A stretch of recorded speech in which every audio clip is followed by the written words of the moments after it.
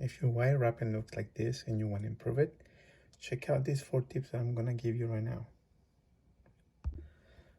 First, never work with wire like this. I'll show you a trick that will help you make this wire wrapping easier.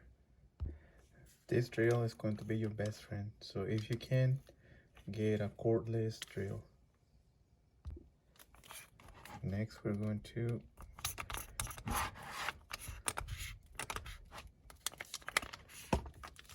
attach our wire like that.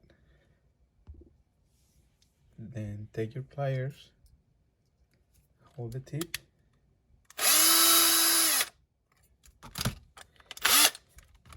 and now you have a perfect straight wire. The next tip is make the investment to buy one of these clamps. These clamps will help you to have perfect pressure on your wires while you're working on them without getting your hands so tired. I'm sure there's more different clamps out there. This one is super old. It's like 40 years old. So this one will help you to hold your wires in place while you work. And it will help you to not get so tired on your hands. But another tip that you can also do is just some paint or painting tape.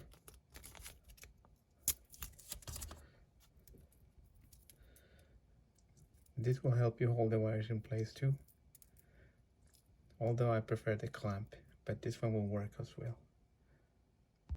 And last, learn to combine your wires. For example, I have 18 gauge wire here.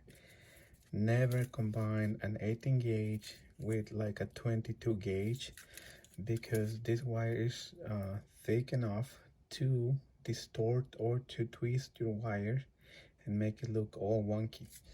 Always use thinner wire for your wrapping. For example, with an 18, I will combine a 26 or a 28. Yes, it's more work, but it's going to make your weaving look so much nice.